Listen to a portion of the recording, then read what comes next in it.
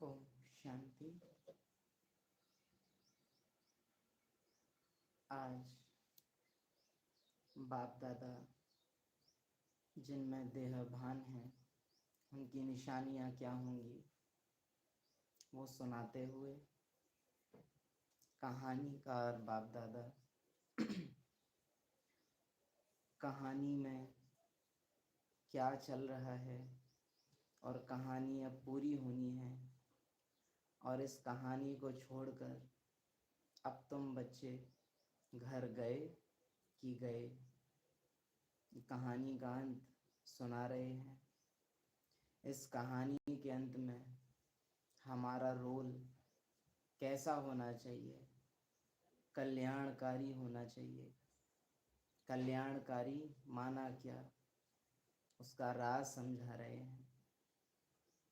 आज बाप दादा आज कहानीकार के रूप में अमीर जो पार्ट में है और गरीब जो पार्ट में है उनमें क्या अंतर पड़ जाता है। अमीर बच्चों के लिए सब कुछ छोड़ना बड़ा मुश्किल पड़ता है। समझ भी आ जाए ज्ञान तो भी छोड़ने में उनको लज्जा आती, घबराते हैं कि अरे यहाँ तो सब त्यागना पड़ेगा। और गरीब बच्चे इस बात में बाजी मार लेते। तो सुनते हैं आज आत्मा की सच्चाई और कहानी को कहानी की तरह देखते हैं। 9 मार्च 2026। बाप दादा, सूक्ष्म वतन, मीठे बच्चे, जैसे बाप का पार्ट है सर्व का कल्याण करना, ऐसे बाप समान कल्याणकारी बनो। जैसे बाप का पार्ट है सर्व का कल्याण करना, ऐसे बाप समान कल्याणकारी बनो, अपना और सर्व का कल्याण करो। तो प्रैक्टिकली आप समझिए कल्याणकारी माना क्या। कल्याणकारी माना किसी भी आत्मा के लिए जो सबसे अच्छे से अच्छा, सबसे लाभदायक, सबसे ऊंचा, सबसे श्रेष्ठ जो उसके लिए किया जा सकता है वो कर देना माना कल्याणकारी बनना।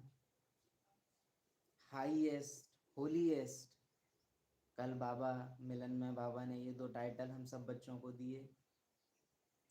तो कल्याणकारी माना किसी भी आत्मा के लिए जो सबसे हाईएस्ट है और सबसे होलीएस्ट है। हर आत्मा अपना पार्ट अब लगभग पूरा कर चुकी है, तो हर आत्मा के लिए अब सबसे अधिक कल्याणकारी है कि वो अपने असली स्वरूप में आए और वापस घर जाए, अपनी सच्चाई को पहचाने, अपने सत्य को देखे, उसको स्वीकार करे। तो जब बाबा कहे मेरा पार्ट है सर्व का कल्याण करना, माना मेरा पार्ट है सबको उनकी सच्चाई में लाना। ऐसे बाप समान कल्याणकारी बनो और अपना और सर्व का कल्याण करो। यानी कि जो सत्य मैंने तुमको तुम्हारा और सृष्टि का बताया है, इस सत्य को तुम स्वीकार करो और दूसरों को भी उस नज़र से देखो और उनको भी स्वीकार कराओ।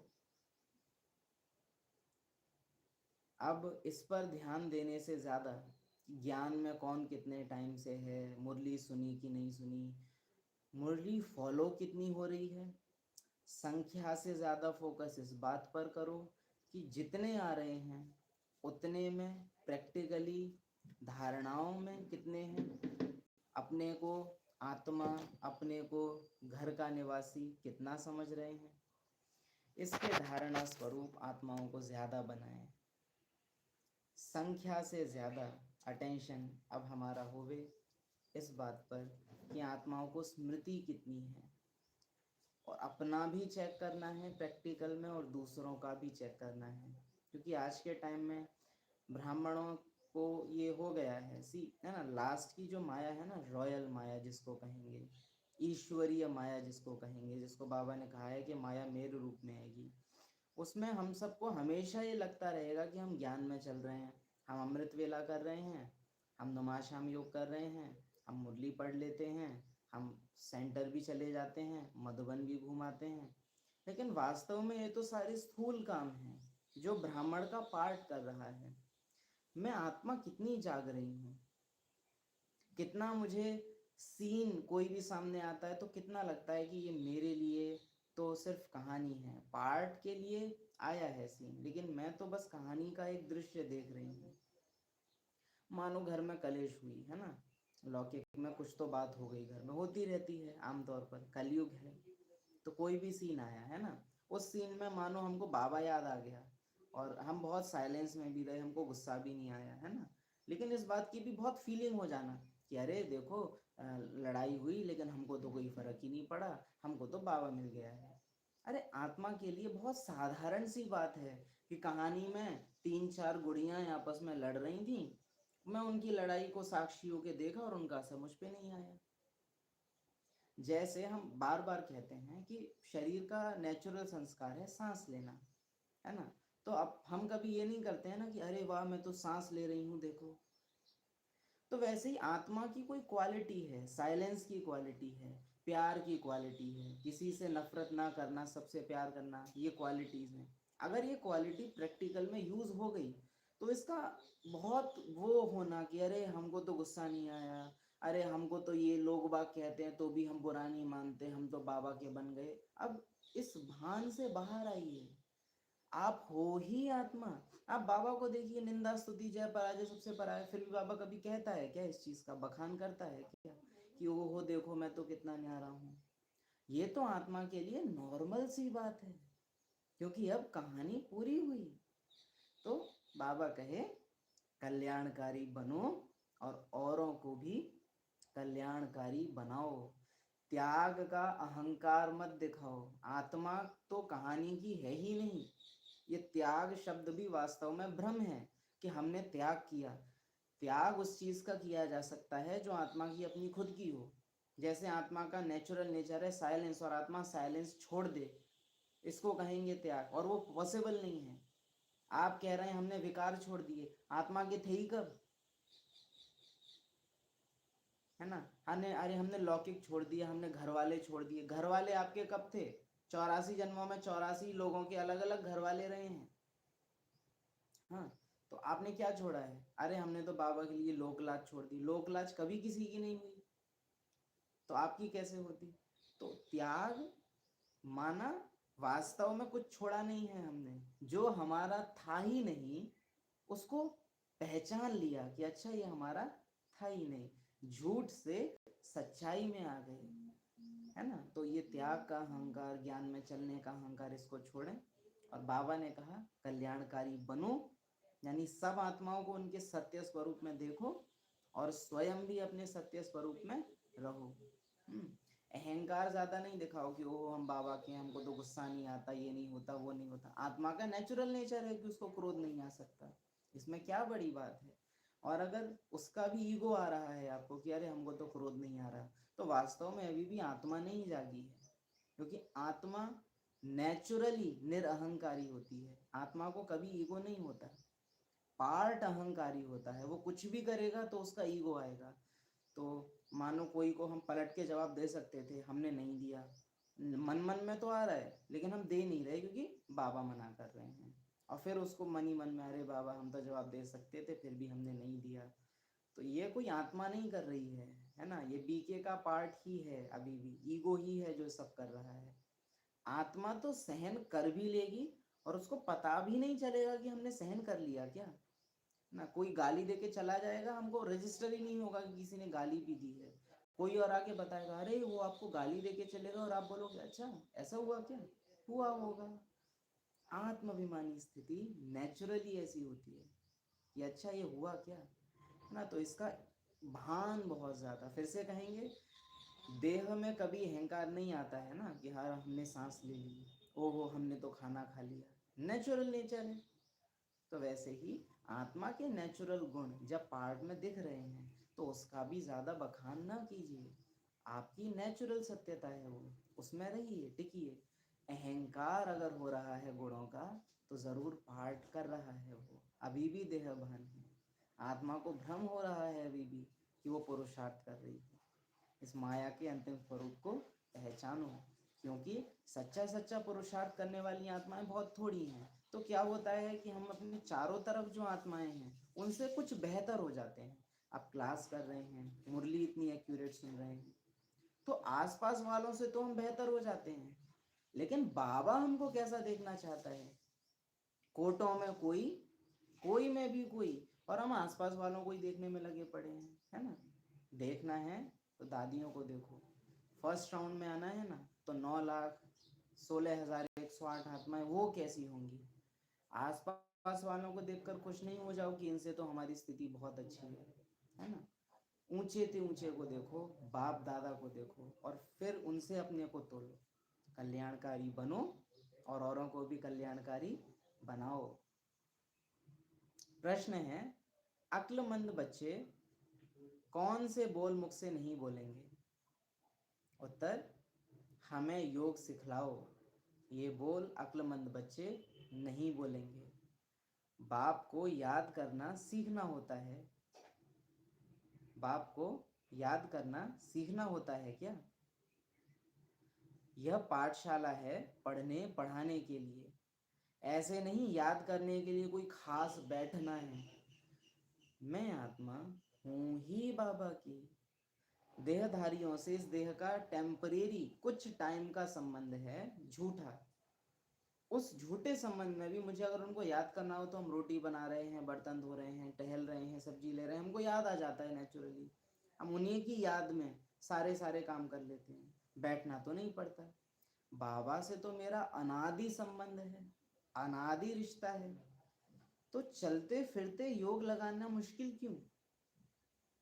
बहुत सहज होना चाहिए, बहुत इजी होना चाहिए। वरना ये भी एक बहाना हो जाता है देह के पास कि अरे हमने तो आलती पालती लगा के यूं तन के नहीं बैठे, तो हमने तो बाबा को याद नहीं किया। हाँ, अरे याद बड़ी नेचुरल सी चीज है आत्मा के लिए। याद आत्मा की नेचुरल क्वालिटी है। आत्मा बाई नेचर योगी ही है। आत्मा और कर ही क्या सकती है? बोल आत्मा सकती नहीं, सुन आत्मा कानों के बिना सकती नहीं, हाथ पैर आत्मा के हैं नहीं जो वो कुछ चला ले। एक ही शक्ति है जो आत्मा के पास सदा इमर्ज है, स्मृति। वो याद कर सकती है, हमेशा याद कर सकती है। तो याद करना आत्मा का नेचुरल नेचर है। उसके लिए शरीर को किसी एक विशेष आसन में बैठाने के लिए बंधायमान नहीं है।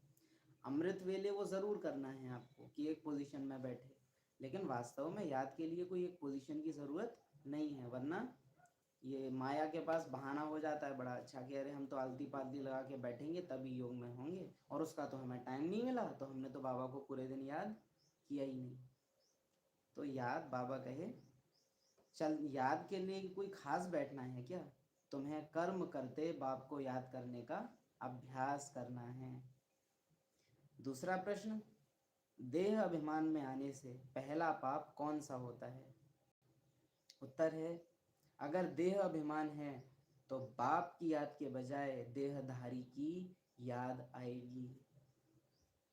आत्माभिमानी स्थिति है तो बाबा का त्याग देखेगा कि बाबा मेरे लिए अपने घर को छोड़कर, बाबा साइलेंस में रहने वाला मेरे लिए वाचा में आया है, आपको बाबा के त्याग दिखेंगे। लेकिन अगर देह भान है, अरे बाबा आपके लिए मैंने सुन लिया, अरे बाबा देखो आपके लिए मैंने ये छोड़ दिया, है ना, फिर अपने त्याग ज्यादा दिखते हैं, है ना। स्नेह में स्नेही के त्याग दिखते हैं, है ना, और मोह में अपने त्याग ज्यादा दिखते हैं कि मैंने तुम्हारे लिए ये किया। ये अंतर बहुत छोटा सा है, पर इसको नोट करना है कि स्नेह में स्नेही के, यानी जिससे मैं प्यार करता हूँ वो मेरे लिए क्या कर रहा है, उसके त्याग दिखेंगे हमेशा। और मोह में मैंने उसके लिए क्या किया, ये त्याग ज्यादा दिखेंगे, है ना। तो ये छोटा सा डिफरेंस है। तो बाबा कहे अगर देह अभिमान है तो बाप की याद के बजाय देहधारी की याद आएगी, को दृष्टि जाती रहेगी, जाती रहेगी। देह भान की दृष्टि ही काम करती रहेगी पूरे दिन, कुदृष्टि जाती रहेगी। कुदृष्टि की एक निशानी है हलचल भरी दृष्टि, वो बहुत जल्दी जल्दी इधर उधर फड़कती रहती है, स्थिरता नहीं होती कुदृष्टि में। जैसे अपन देखते हैं कि योग लाइट में भी बीच में एक बिंदु दिया होता है, जिसमें नए नए जो बाबा के बच्चे हैं योग में रहने वाले, उनको कहा जाता है एकाग्र रहने के लिए। कुदृष्टि वाले की दृष्टि कभी भी एक बिंदु पर एकाग्र नहीं होगी, भटकी हुई दृष्टि होगी, विभत्स दृष्टि होगी, एकदम खराब ख्यालात आएंगे। क्यों? कि जो देख रहे हो, यानी बुद्धि जज कर लेगी कि मेरा जो मालिक है वो आंखों द्वारा देख रहा है इन भटकती हुई खराब खराब चीजों को। तो फिर बुद्धि वैसा ही संकल्पों को बनने का निर्माण देगी। तो कुदृष्टि जा रही है तो खराब ख्यालात आएंगे, वो खराब ख्यालात और ज्यादा कुदृष्टि को लाएंगे, वो कुदृष्टि फिर और ज्यादा खराब ख्यालात को लाएगी, और ऐसे करके कलयुग, घोर कलयुग जड़जड़ी भूत को पहुंचता जाएगा। इसलिए कहा भी कि आसपास वाली आत्माएं तो ड्रामा अनुसार अब ब्राह्मण के पार्ट में बहुत लो जाने वाली है। वो ब्राह्मण सी बहुत इंपॉर्टेंट है ये समझना, ब्रह्मा बाबा ब्रह्मा बने, ब्रह्मा के बाद वो ब्रह्मा की स्टेज पर रुक गए या अव्यक्त तो फरिश्ता भी बने, आदि देव बने, प्रजापिता ब्रह्मा बने, प्रजापिता ब्रह्मा से संपूर्ण फरिश्ता बने। फरिश्ते के बाद अब नेक्स्ट स्टेज है बिंदु हो जाना, है ना। अब हमको देखो, हम शूद्र थे, शूद्र से ब्राह्मण बने, अभी तक ब्राह्मण ही है, ब्राह्मण थे और ब्राह्मण का कर्तव्य क्या था? पवित्र भोजन, शुद्ध अन्न, सत्संग, दिव्य गुणों की धारणा, ब्रह्मचर्य, है ना, ये 4 स्तंभ बताए जाते हैं। हम आज तक इन्हीं पे टिके हुए हैं और ये करने हैं, ये नहीं करने हैं, इन्हीं में लगे हुए हैं। लेकिन ब्राह्मण के बाद नेक्स्ट स्टेज थी फरिश्ता बनना, वो हमने नहीं किया है। तो अपने आप एक चीज होगी कि क्योंकि ब्राह्मण बने थे फरिश्ते बनने के लिए लेकिन नहीं बन रहे, तो ये ब्राह्मण की स्टेज भी क्या होगा? नीचे जाएगी, लॉस में जाएगी। आइसक्रीम मिली थी खाने के लिए, नहीं खाओगे तो पिघल पिघल के उसका क्या होगा? वो नीचे जाएगी। पहले के टाइम में लैंप चलती थी मिट्टी के तेल वाली, जिनको ऐसे करके घुमाना पड़ता था ताकि वो जो उसके अंदर वो रहती थी बत्ती, वो ऊपर ऊपर होती रहे। अगर आप उसको थोड़े टाइम तक ऊपर ना करो तो वो जल जल के बुझ जाएगी। ब्राह्मण का पार्ट एक ट्रेन है जिसमें यात्री को एक डेस्टिनेशन तक पहुंचना था, लेकिन अगर यात्री वहां तक पहुंचने की तैयारी नहीं कर रहा और उसी ट्रेन में बैठ के सोच रहा है कि हमको तो जो करना था सो कर लिया, तो स्टेशन पर पहुंच के ट्रेन रुक जाएगी और जहां उतरना था वो छूट जाएगा। तो ये प्रैक्टिकली अब समझना है कि पहले मरे पड़े थे, फिर उठे, फिर खड़े हुए, फिर धीरे धीरे चलना शुरू किया, फिर अब उड़ना था। सामने खाई है, ब्राह्मण माना चल रहा है, फरिश्ता माना उड़ रहा है। अगर फरिश्ते बनने का अभ्यास, उपराम रहने का अभ्यास, घर जाने का अभ्यास नहीं हो रहा है तो ब्राह्मण के पार्ट में भी गिरावट आएगी। ब्राह्मण होते हुए भी आपसे ऐसे कर्म होंगे जो आपकी स्टेज नीचे गिरे, क्योंकि ब्राह्मण बन के रुक नहीं जाना था ऐसे स्टेज पे। मेजॉरिटी ब्राह्मण आत्माएं डाउन जा रही हैं और जाएंगी। बहुत खुल के कहते हैं 33 करोड़ में से 31 करोड़ चंद्रवंशी बनने हैं, 2 करोड़ सूर्यवंशी बनने हैं। तो 2 करोड़ आत्माओं का पार्ट संगम युग के एंड आते आते ऐसे ऊपर ऊपर जाएगा, और बाकी जो 30-31 करोड़ आत्माएं हैं बीके वाइट ड्रेस बैच, उनका पार्ट कैसा जाएगा? नीचे नीचे नीचे। तभी तो फेल होंगे, तभी तो फेलियर कहलाएंगे। तो आसपास वाले ब्राह्मणों को देख करके ये जज करना कि हमारी स्टेज बहुत अच्छी है, ये हमारी मूर्खता होगी। हमको हमेशा जज करना है उनसे जो फरिश्ते बन चुके, मम्मा बाबा एडवांस पार्टी, इनको देखो और इनके हिसाब से अपनी स्टेज को देखो। तो ब्राह्मण बने हो फरिश्ता बनने के लिए, तो अब चेक करो कि फरिश्तेपन का अभ्यास यानी चलते फिरते। ब्राह्मण का योग कैसा होता है? बैठ के। फरिश्ता योग लगाता नहीं है, फरिश्ता है ही योगी। ब्राह्मण चलते फिरते याद नहीं कर सकता बाबा को, लेकिन फरिश्ता चलते फिरते योगी है।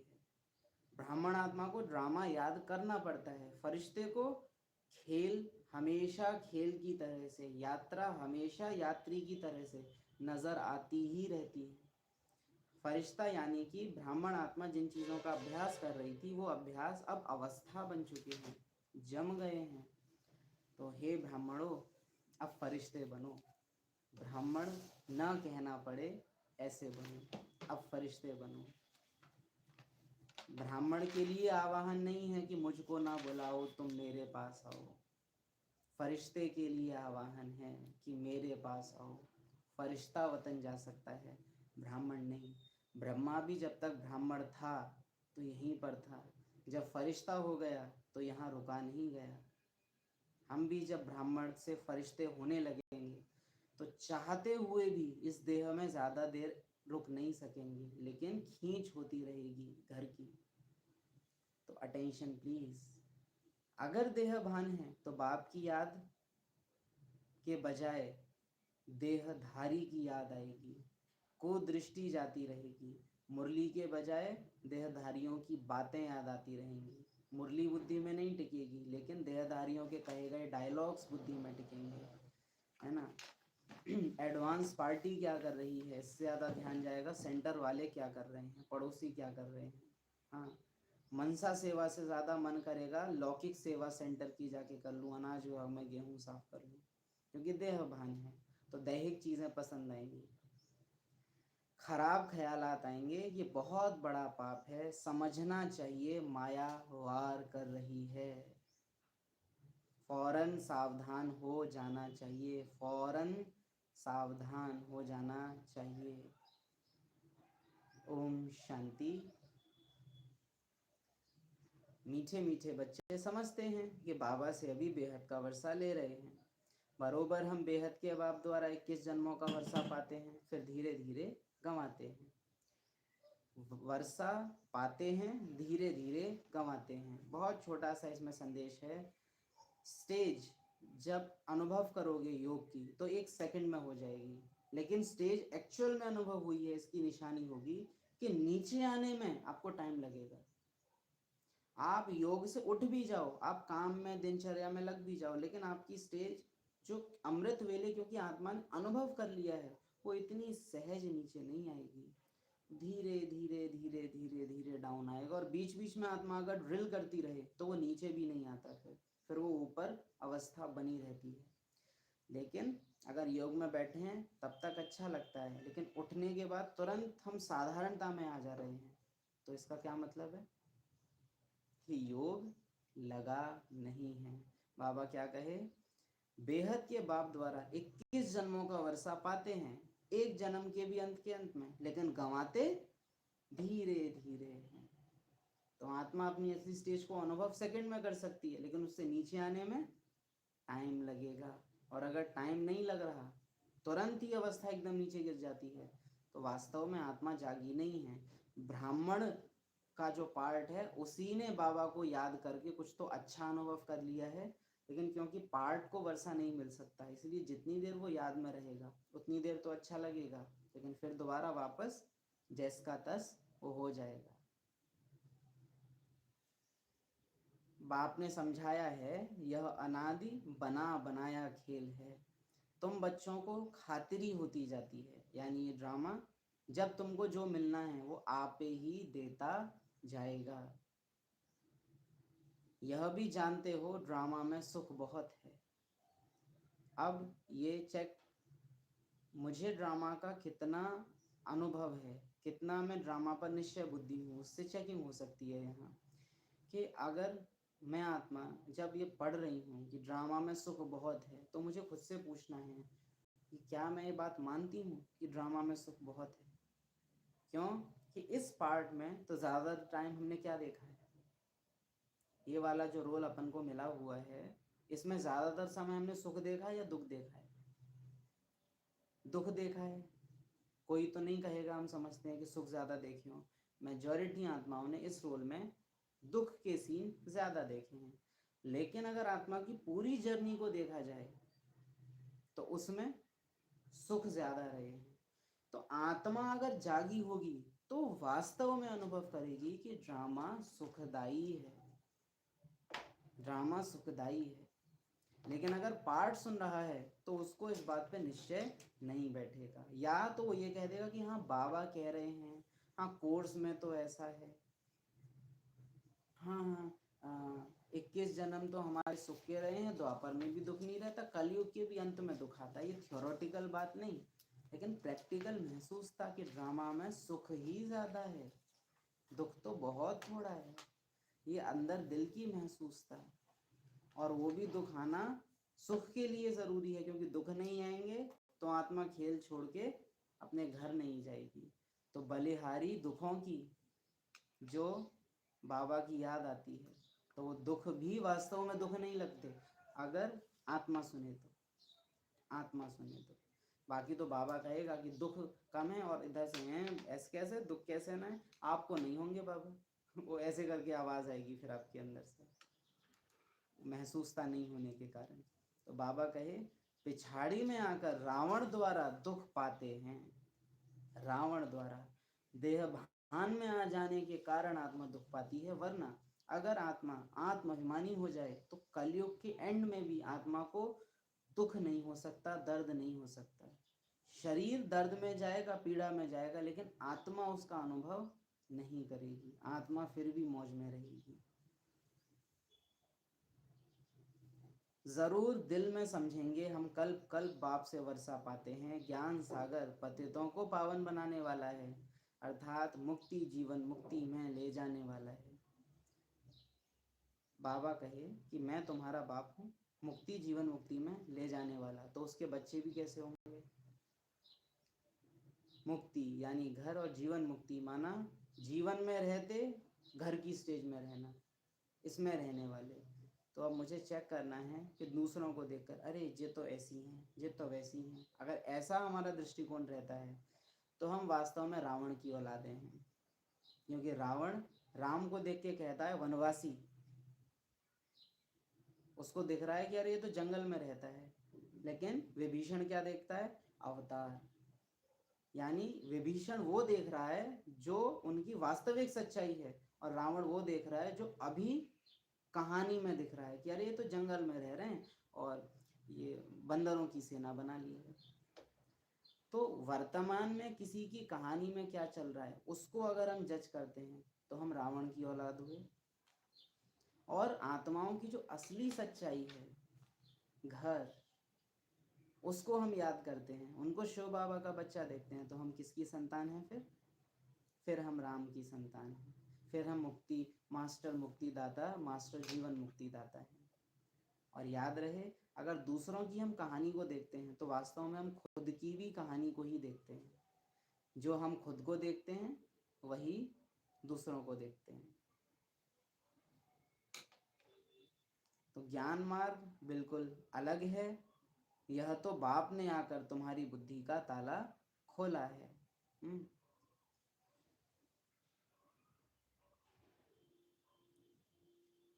बुद्धि का ताला खुलना माना संस्कारों के वश, मन के वश होकर जो पहचानें दैहिक तल पर हमने बनाई थी, उन पहचानों का टूट जाना।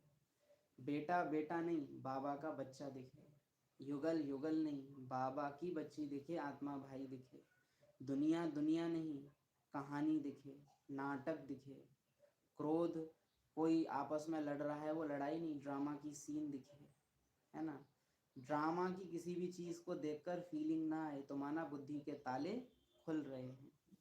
वरना ड्रामा में जो दिख रहा है वही मुझे अनुभव हो रहा है, माना मैं बंधन में हूँ, बुद्धि का ताला बंद है कि जो ड्रामा दिखाए वही मुझे अनुभव होगा। लेकिन ड्रामा जो दिखाए वो अनुभव मुझे नहीं हो रहा, जो अनुभव मेरा है मैं उसको अनुभव कर रही हूँ, माना बुद्धि का ताला खुला है, बंधन टूटे हैं। ये नेचुरल पहचान है आपकी ताला खुलने की।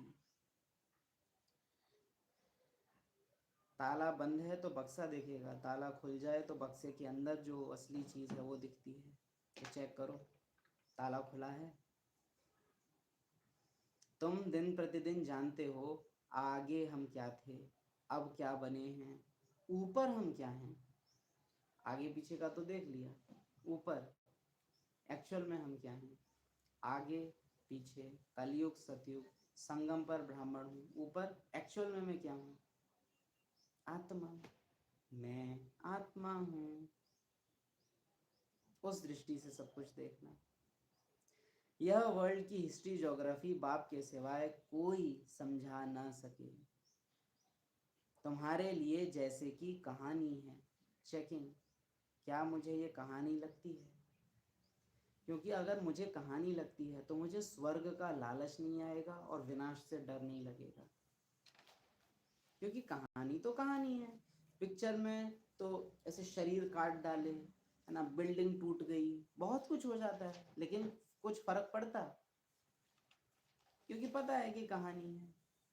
अब ऐसे ही कहानी में ये जितनी भी बिल्डिंग दिख रही हैं टूटेंगी, जितनी भी ये डॉल दिख रही हैं ये डॉल्स छूटेंगी, और ये सारी गुड़ियाँ यहाँ पड़ी रह जाएंगी, और फिर एक नई दुनिया आएगी जिसमें बहुत सुंदर सुंदर गुड़ियाँ बहुत सुंदर सुंदर मकानों में रहेंगी। लेकिन अल्टीमेटली हो तो वही चीज़ रही है ना। गुड़ियाँ उतनी, जन्म लिया, शादी हुई, महल बनाए, राज किया, चले गए, फिर दूसरी पीढ़ी आ गई। अल्टीमेटली कहानी तो सेम ही पैटर्न फॉलो कर रही है। वहाँ भी पीढ़ियाँ आगे बढ़ती जा रही हैं, राज करती जा रही हैं, बस महल अच्छे हैं, स्टेज थोड़ी अच्छी है। कलयुग में भी सेम चीज़ हो रही है, शादियाँ हो रही हैं, मकान बन रहे हैं, आगे बढ़ते जा रहे हैं, बस कहानी अब थोड़ी सी बोरिंग हो गई है, संख्या ज़्यादा हो गई है, मकान थोड़े खराब हो गए हैं, आदतें थोड़ी बिगड़ गई हैं। लेकिन वास्तव में जो हो रहा है सतयुग में, मोटे मोटे रूप से वही हो रहा है कलयुग में। ये कहानी है, कहानी को कहानी की तरह देखना। वर्ल्ड की हिस्ट्री, ज्योग्राफी बाप के सिवाय कोई समझा ना सके। क्यों?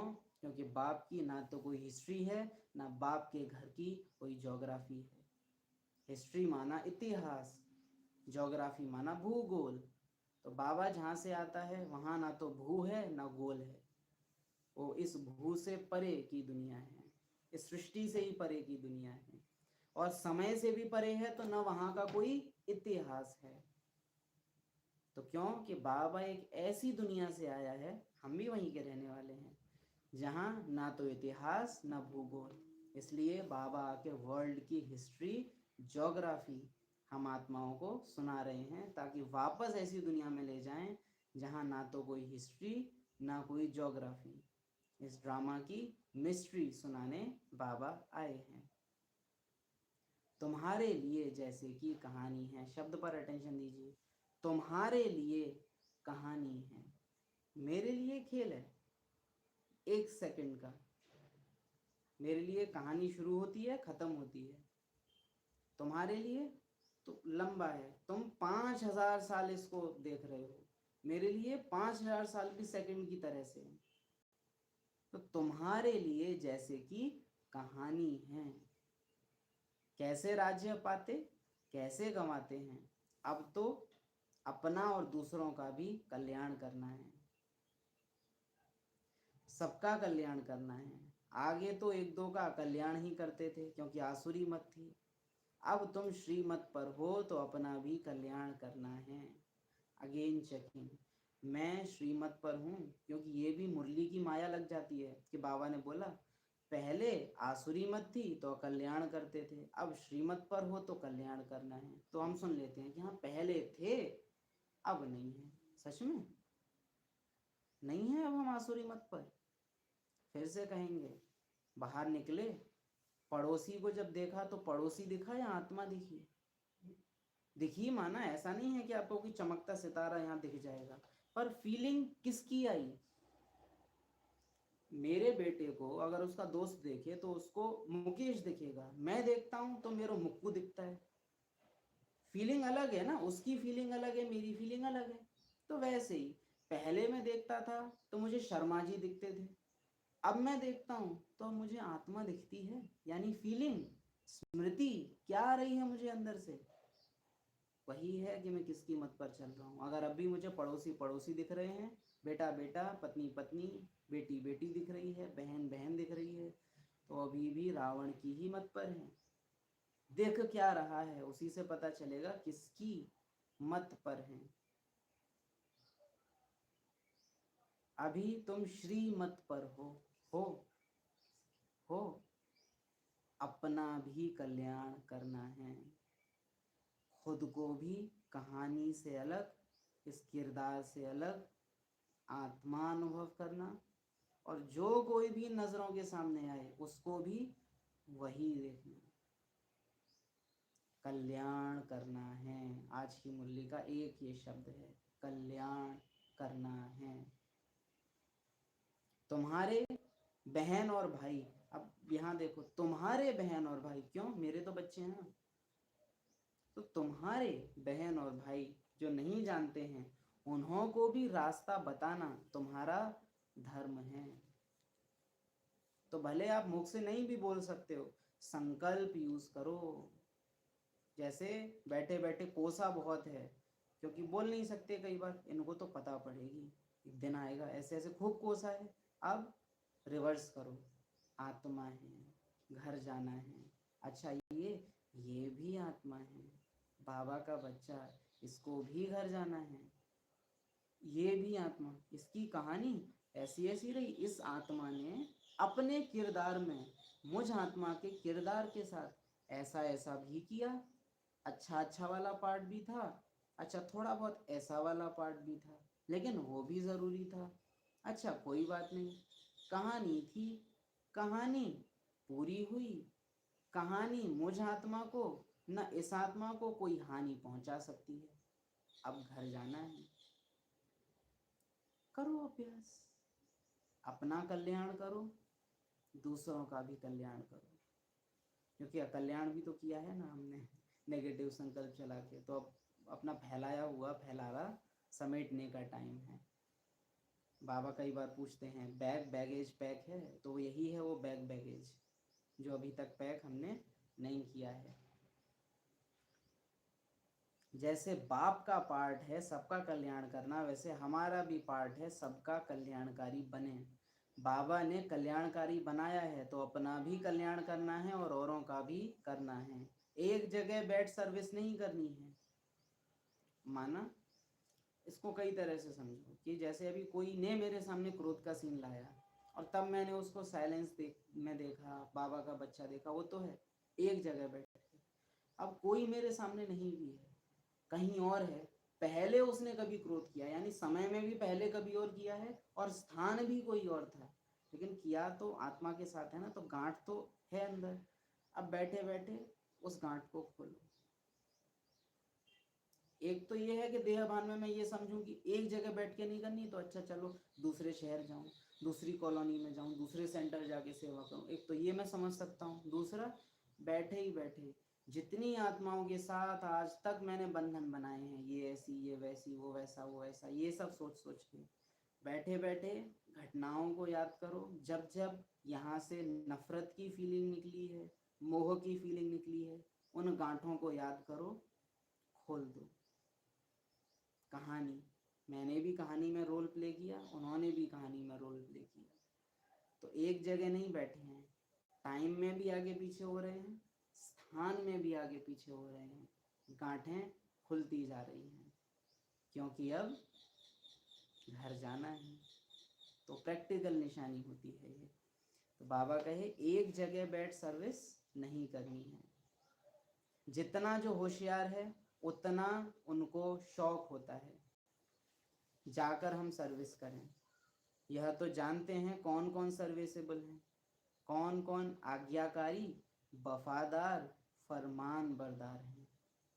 आज्ञा है आत्महिमानी बनने की, वफादारी है घर चलने की, फरमान बरदारी है औरों को भी साथ घर ले जाने की।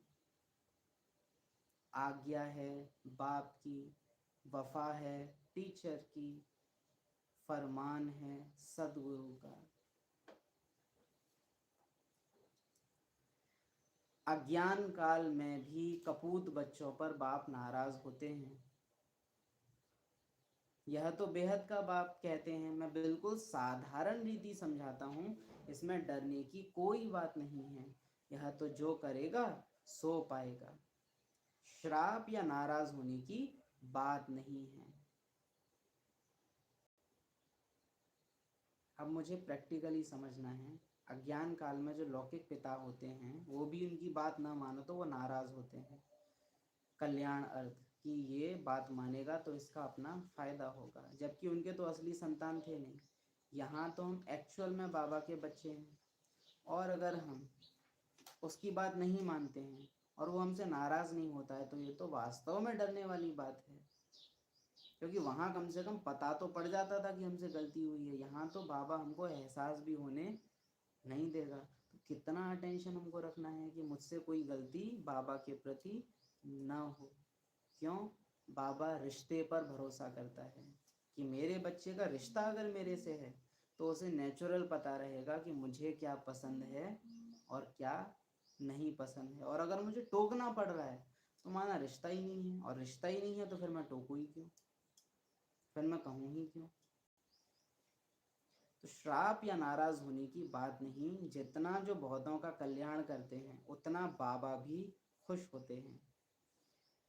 यह भी तुम जानते हो कि दुनिया में पिछाड़ी में बहुत हंगामा होना है। लड़ाई कोई बंद थोड़ी होती है, कहाँ ना कहाँ लगती रहती है। प्रैक्टिकल हम आज के टाइम में देख रहे हैं, ईरान, अमेरिका, इजराइल और खाड़ी देशों के बीच में भयंकर युद्ध इस समय छिड़ा हुआ है। रोज मिसाइल चल रही हैं, रोज लोग मारे जा रहे हैं। विलायत जहाँ देखो वहाँ झगड़ा ही है, कितना घमसान लगा हुआ है। विलायत में क्या क्या हो रहा है, ये साकार मुरली है इतने टाइम पुरानी, लेकिन प्रैक्टिकल आज के समय पर एकदम एक्यूरेट बैठ रही है। विलायत में क्या क्या हो रहा है, समझते नहीं कि हम क्या कर रहे हैं। मनुष्य भी मरते रहते हैं, कितनी दुख की दुनिया है मनुष्यों के लिए। तुम बच्चे जानते हो इस दुख की दुनिया से बस अब गए कि गए, इस दुख की दुनिया से गए कि गए। बाबा, हाँ ये याद रखना, ये दुख की दुनिया दुख देते देते बीच में सुख भी दे देती है थोड़ा सा, ताकि वो आत्मा जो चलने के लिए तैयार हो रही है वो थोड़ा सा फिर से उसको मोह आ जाए। तो वो टेम्परेरी सुख के लिए परमानेंट दुख भी है उसके पीछे, वो याद रखना। हाँ, तो बाबा कहे ये दुख की दुनिया से अब हम गए कि गए, यह छीछी दुनिया है, सब विनाश हो जाना है, तो क्यों नहीं बहुतों के कल्याणार्थ काम में लगा दो। ड्रामा में विनाशकारियों का ऐसा पार्ट है, तरस पड़ता है दूसरों को भी बंधन मुक्त करने में कुछ तो मदद करें, वह भी वर्षा तो ले लेवें। बाप को कितनी फिकरात रहती है, सब काम चिता पर जल मरे हैं, सारा कब्रिस्तान हो पड़ा है। अब चेकिंग, कोई भी आत्मा जो काम चिता पर जा रही है, विवाह आदि कर रहे हैं, देखो आज हम कितना ही कह लें कि घर के काम के लिए हम ला रहे हैं, है ना, या तो हम तो बेटी की तरह रखेंगे, लेकिन मोटा मोटा शादी का एक ही पर्पज़ होता है कि काम विकार की पूर्ति करनी है, और कोई मतलब नहीं है आज के टाइम में विवाह आदि करने का, है ना। तो अगर कोई की शादी हो रही है, बारात निकल रही है और मुझे अच्छा लग रहा है देखने में, तो यानी कि मैं काम विकार को कहाँ ना कहाँ फेवर कर रहा हूँ। मुझे तरस आना चाहिए कि अरे एक और आत्मा आज गई, एक और आत्मा आज गई। शादी के गानों पर मेरे को अच्छी फीलिंग नहीं आनी चाहिए अंदर से। विवाह के कोई भी इन चीज़ों को देखकर बाबा कहे तुमको तरस पड़ना चाहिए। देखो बाबा क्या कहे, बाप को कितनी फिकरात रहती है, सब काम चिता पर जल मरे हैं, सारा कब्रिस्तान हो पड़ा है ना। तो दुनिया जिन चीज़ों को एंजॉय कर रही है, वास्तव में उन चीज़ों को देखकर हमें उन पर तरस आना चाहिए कि माया के पांप में कितने उलझे पड़े हैं। अभी समझते हैं हम पूरे पतित थे, भल पुरानी दुनिया में कितने भी लखपति करोड़पति हैं, परंतु सब हैं कौड़ी मिसरे। अब गए कि गए। बहुत अमीर है कोई, बहुत लेविश एकदम चमक धमक वाली शादी कर रहा है, हमको देख कर के कहीं फीलिंग तो नहीं आ जा रही है उसको थोड़ा थोड़ा कि ऐसा होता तो हम भी कुछ तो करते। हाँ, भल कितने भी लखपति करोड़पति हैं, अब गए कि गए, गई प्रॉपर्टी, गया लखपति पना करोड़पति पना, अब गए कि गए। माया कितनी प्रबल है, गरीब जल्दी जागते हैं, धनवान जरा मुश्किल जागते हैं। याद रखना, गरीब मतलब वो नहीं जिसके पास पैसा कम है, धनवान वो नहीं जिसके पास पैसा ज़्यादा है। गरीब माना जिसने बहुत सारे साधन होते हुए भी कम चीज़ों में मैं और मेरापन लगा रखा है, वो है गरीब। अमीर वो जिसने साधन भले कम हो लेकिन मेरा मेरा मेरा मेरा बहुत ज़्यादा है, तो मेरापन ज़्यादा तो धनवान, मेरापन कम तो गरीब। हो सकता है किसी के पास धन ज़्यादा हो लेकिन मेरा मेरापन कम हो, तो बाबा उसको कैसे देखेगा, गरीब। और कोई है गरीब लेकिन चार चीज़ों का भी उसको इतना अहंकार है कि हाय मेरे पास तो ये, तो वो धनवान है फिर। तो ये गरीब और अमीर का भी अंतर हमको रहे कि बाबा किस नज़र से देखते हैं। बाबा कहे माया ने एकदम अपने वश में कर लिया है, समझाने से समझते भी हैं परंतु छोड़े कैसे। समझाने से समझते भी हैं परंतु छोड़े कैसे। डर लगता है कि इन्हों के मुआफिक सब छोड़ना पड़ेगा, तकदीर में नहीं है तो चल नहीं सकते, जैसे छुटकारा पाना ही मुश्किल है। उस समय वैराग्य आता है, छीछी दुनिया है फिर वहाँ की रही वहाँ, कोटों में कोई निकलते हैं, बस यहाँ बैठने की दरकार नहीं, चलते फिरते बाप को याद करो। आगे चल, दुनिया की हालात बिल्कुल ख़राब होनी है। आगे चल क्या, हम आगे चल के आ चुके हैं ऑलरेडी। इससे आगे अब खाई है, जैसे कि आज कहा कि अब फरिश्ता बनकर उड़ जाना है, नहीं तो अब ब्राह्मण होते हुए भी गिरोगे, उड़ो। इसलिए बाबा स्वयं ऊपर चला गया। खाने के लिए अनाज नहीं मिलेगा तो घास खाने लगेंगे, फिर ऐसे थोड़े ही कहेंगे कि माखन बगैर हम रह नहीं सकते हैं, कुछ भी मिलेगा नहीं। आज हम कहते हैं ना, अरे घी में पकाया है, किस में पकाया है, इसमें पकाया है, उसमें पकाया है। अरे अभी भले अटेंशन रखो, बहुत अच्छे से अच्छा जितना खा सकते हो खाओ, लेकिन आसक्ति तो नहीं है उस स्पेसिफिक चीज़ में। हाँ, बहुत देखा जाता है ये कि अपने सेंटर पे मतलब बच्चों के लिए बन रहा है तो रिफाइंड में तली पूड़ियाँ, बाबा के लिए घी में पूड़ियाँ तली जा रही हैं। हाँ, अरे बाबा को वैसा पसंद आएगा जैसा बच्चे उसके खा रहे हैं, या बाबा के लिए स्पेशल कर दो और बच्चों के लिए नॉर्मल कर दो, ये पसंद आएगा बाबा को। हाँ, हम देखा जाता है बाबा के लिए भोग के बर्तन हैं बहुत विशेष, एकदम हो सकता है चांदी की कटोरी है, तांबे की चम्मच है, चांदी की चम्मच है अमृत की। साकार ब्रह्मा जब था ना, ब्रह्मा भोजन कहते हो ना, ब्रह्मा को ही तो भोजन स्वीकार कराया जाता है, शिव बाबा तो अभोक्ता है। ब्रह्मा बाप बच्चे अगर जमीन पे बैठ के खा रहे हैं, जमीन पर बैठकर भोजन स्वीकार करता था। जो थाली बच्चों के लिए है वही थाली बाबा की होती थी, जो खाना बच्चों के लिए बना है वही भोजन बाबा खाते थे। तो ब्रह्मा साकार में तो ऐसा था। अब आप उसे अचानक से इतना एडवांस कर दे रहे हो कि क्लास में तो डिस्पोजेबल दोने हैं और बाबा के लिए एकदम बहुत विशेष। इतना पैसा बाबा अपने लिए लगाए, इसी लौकिक में भी देखा जाता है, माता पिता अपने लिए नहीं बच्चों के लिए खर्चा करते हैं। तो बाबा के लिए इतनी विशेष चीज़ें कर देना और क्लास के लिए ऑर्डिनरी कर देना, ये ठीक नहीं है। बाबा को, मेरे बाबा को ये कभी पसंद नहीं आएगा। जमाना बहुत खराब है, यहाँ तुम बहुत सुखी बैठे हो और यहाँ माना जहाँ कहीं भी ब्राह्मण आत्माएं हैं, बाबा कहते हैं याद में खाते हो तो बाप के भंडारे से ही खाते हो। तो यहाँ बहुत सुखी बैठे हो, अपना और औरों का भी कल्याण करना है। आगे चल आपे ही आएंगे, तकदीर जागेगी, जगनी तो है ना। हम जगाने के निमित्त बन सकते हैं, भाइयों का कल्याण करने के निमित्त बन सकते हैं, वरना विनाश तो सबको फिर जगाएगा ही। वह खुशी का पारा स्थायी रहना चाहिए। देखो, नींद की कितनी ही अच्छी क्यों ना हो, कितनी ही गहरी क्यों ना हो, एक दिन खुलनी ज़रूर है, हर हाल में खुलेगी। अब आप थोड़ा पहले टाइम से जगा दोगे तो उन्हों का भी कल्याण हो जाएगा, खुद जाग जाओगे तो आपका भी कल्याण हो जाएगा। तो आज बाबा ने विशेष एक शब्द जो दिया है कल्याण, वो याद रहे, कल्याणकारी आत्मा। आज मुझे प्रैक्टिकल में बनना है, यह टेंशन रहे। अच्छा, मीठे मीठे सिकीले दे बच्चों प्रति बाप दादा का याद प्यार।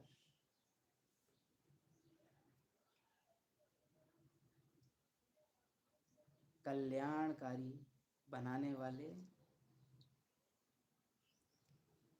कहानी पूरी हुई, ये इशारा देने वाले,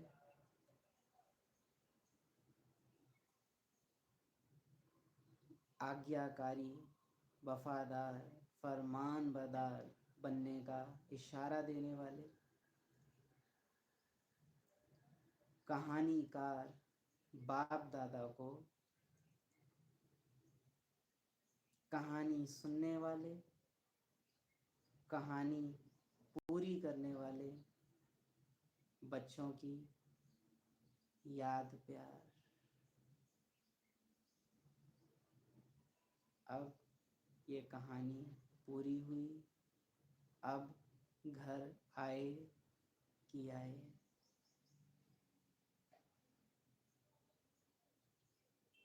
ओम शांति।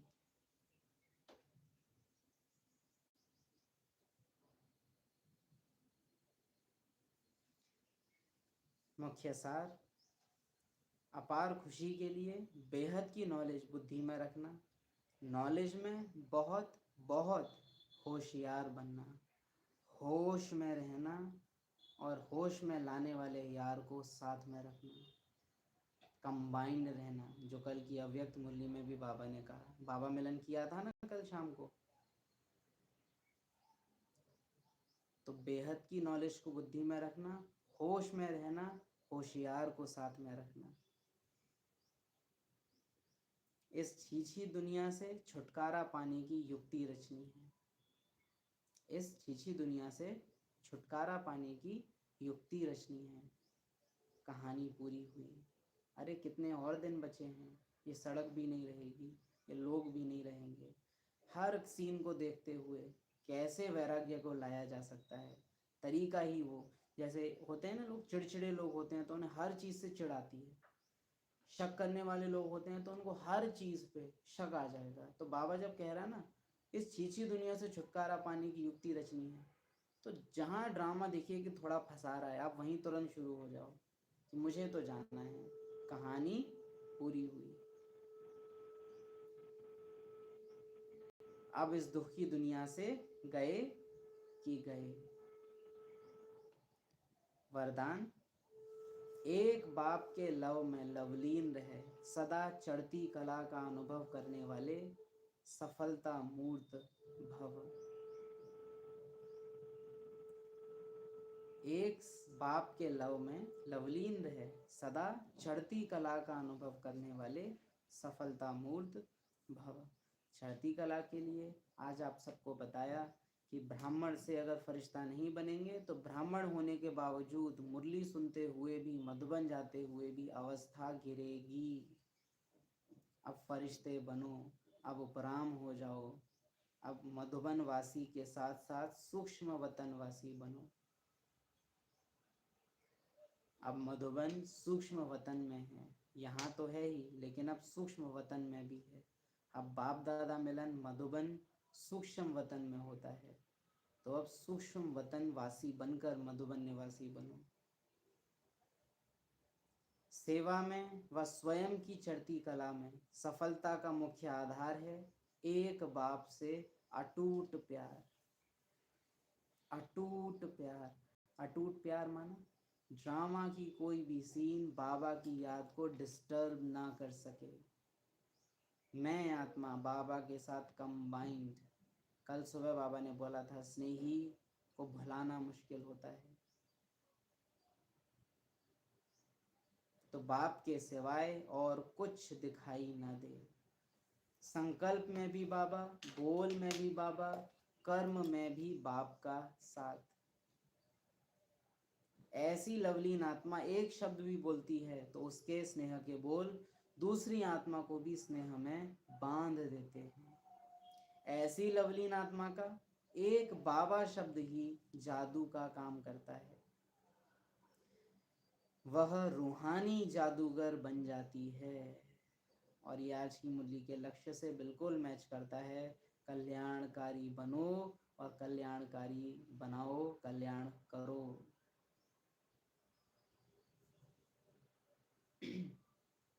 स्लोगन, योगी तू आत्मा वह है जो अंतर्मुखी बन लाइट माइट रूप में स्थित रहता है। योगी तू आत्मा वह है जो अंतर्मुखी बन लाइट माइट रूप में स्थित रहता है। अव्यक्त इशारे, आपको जो भी ड्यूटी मिली हुई है उसमें सदा एक्यूरेट रहो। और मेरी ड्यूटी है अब वापस घर जाने की। खेल पूरा हुआ, ये खुद भी फीलिंग में रखने की और दूसरों को भी ये फीलिंग दिलाने की। यहाँ जो एक्यूरेट सेवा पर रहते हैं वही बाप के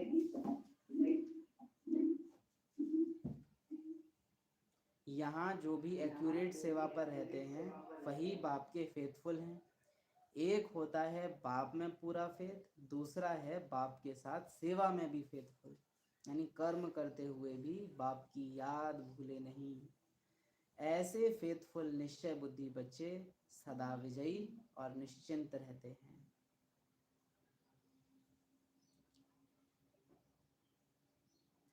छोटी सी अव्यक्त मुरली की एक्स्ट्रा लाइन,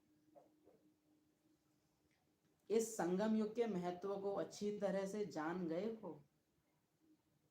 बाबा पूछ रहे हैं, इस संगम युग के महत्व को अच्छी तरह जान गए हो? सतयुग में भी इस समय के भाग्य की प्राप्ति का फल प्रारब्ध के रूप में प्राप्त होता है। जो जितना इस समय के महत्व को स्मृति में रखेंगे तो समय की सर्व महानताएं अपने जीवन में प्राप्त करते रहेंगे। यानी इस टाइम की वैल्यू अगर तुम कर लोगे तो हर युग में जो सबसे ज्यादा वैल्यूएबल होगा वो तुमको मिलेगा। और इस टाइम की अगर वैल्यू नहीं रखी तो हर युग में जो सबसे वैल्यूएबल चीज होगी वो मुझे कितनी भी मेहनत कर लूं लेकिन नहीं मिलेगी। बहुत इंपॉर्टेंट लाइन। इस समय के महत्व को जितना स्मृति में रखेंगे तो समय की सर्व महानताएं अपने जीवन में प्राप्त करते रहेंगे। जो सबसे ज्यादा भाग्यवान कौन है? सभी कहेंगे मैं भाग्य विधाता बाप का बच्चा भाग्यवान हूं, क्योंकि यह रूहानी नशा है, यह बॉडी कॉन्शियस नहीं है। इसलिए हर एक बाप के बच्चे एक दो से भाग्यवान श्रेष्ठ हो। यह शुद्ध नशा है। इस नशे से भाग्य को देख भाग्य विधाता बाप याद रहता है। इसलिए जहां बाप की याद है वहां देह भान की उत्पत्ति हो नहीं सकती। इसमें नुकसान नहीं, प्राप्ति ही प्राप्ति है।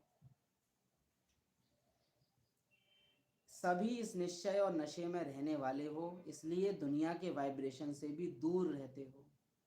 संगम युग का नशा है तो दुनिया के वाइब्रेशन से दूर रहोगे। संगम का नशा नहीं है तो कलयुग की बेहोशी आएगी ही।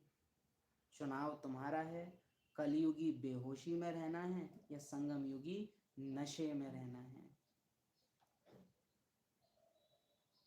सभी इस निश्चय और नशे में रहने वाले हो।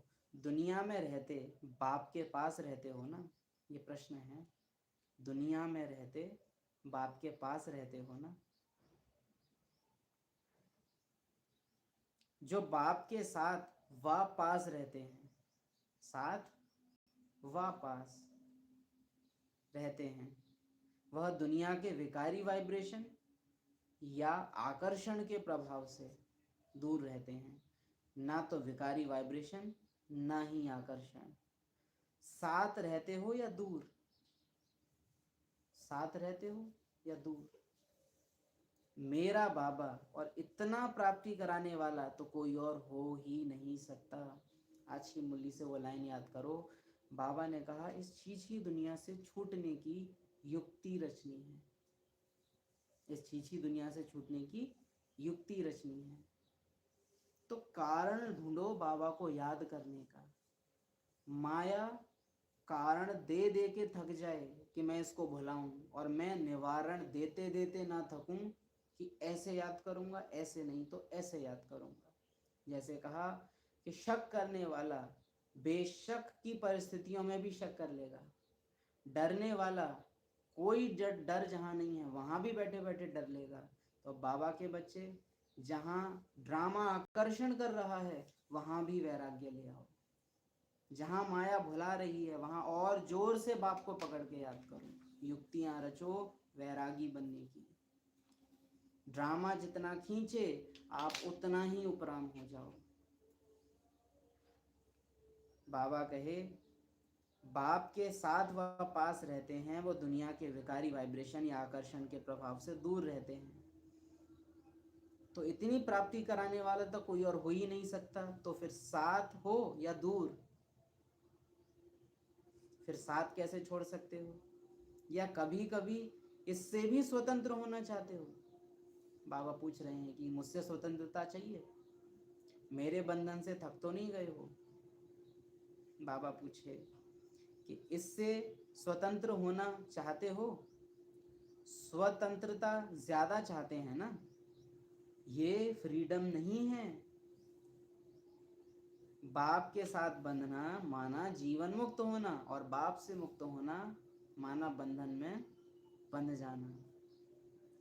सदा बाप के साथ रहना, साथ रहते रहते बाप समान बन जाएंगे।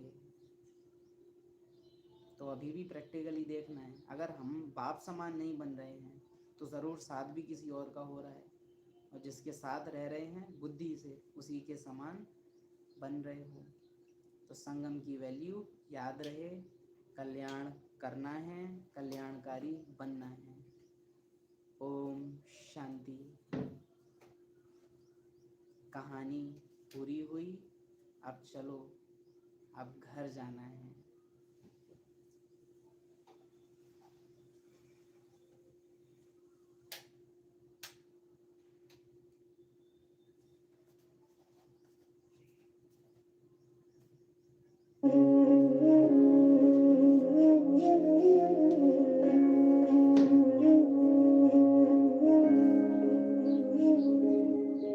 हाथ मिले कर हाथ में तेरे उड़ जाऊं जग से, एक तेरा ही साथ रहे चाहे छूटे सबसे।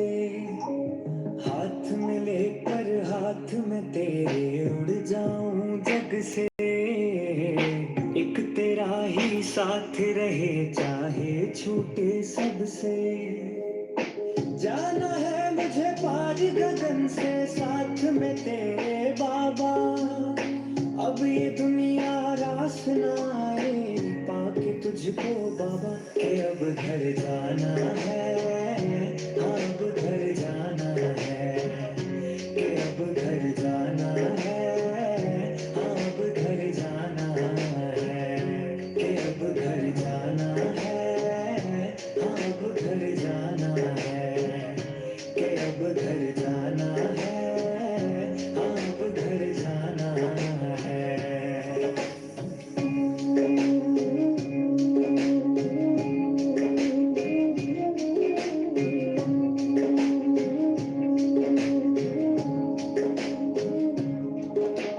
बाह पसारे बाबा मुझको पास बुलाते हैं, गले लगा के मुझ पर बाबा प्यार लुटाते हैं। बाह पसारे बाबा मुझको पास बुलाते हैं, गले लगा के मुझ पर बाबा प्यार लुटाते हैं। कितना सुंदर घर है मेरा,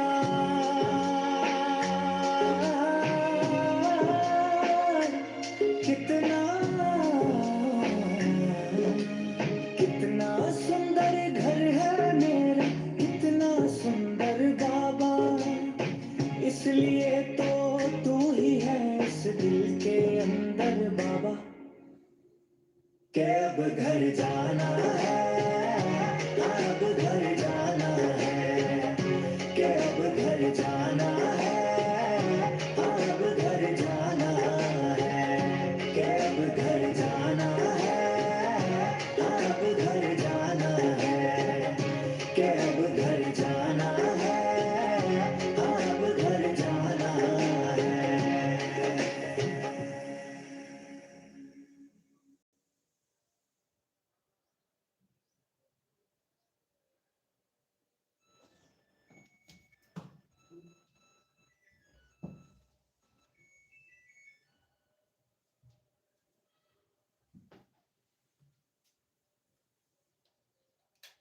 अब घर जाना है, कहानी पूरी हुई।